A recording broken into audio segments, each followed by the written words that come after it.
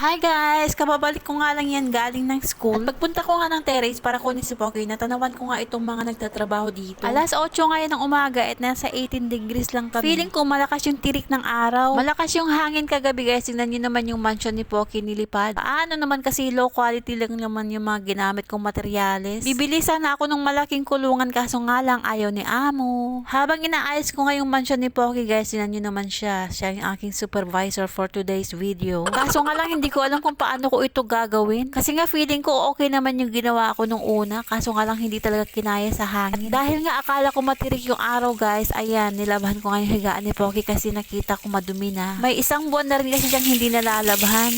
Pagkatapos ko nga maglaba guys, pinaghalo ko muna itong binili kong dog food at saka yung binili na among dog food. Kasi yung binili niya guys, hindi masarap.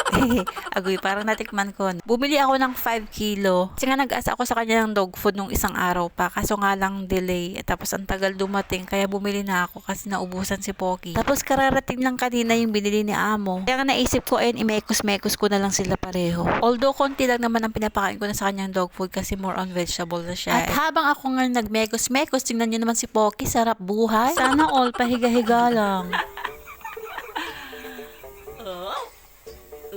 Sarap buhay yan. Ano, yung mata, ba't ganyan yung mata? Ba't ganyan ang mata?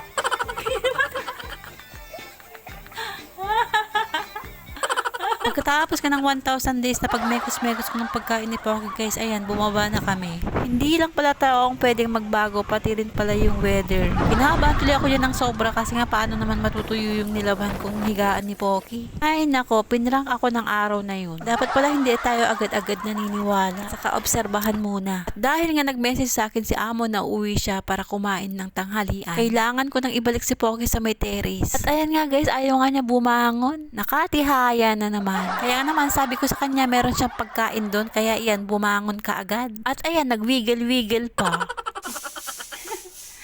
Bye-bye. Diyan ka na, parating yung amo natin. Diyan ka na. Diyan ka na, Pocky. Alauna o alas 2 pa naman ang dating ni Amo, kaso nga lang syempre kailangan ko nang ibalik si Pocky sa terrace para naman makapagdinis na ako at matanggal ko na yung mga ebidensya. Mahirap na at baka tayo yung manghuli. Mabuti na nga lang at hindi maisipang maglagay ni Amo ng CCTV dito.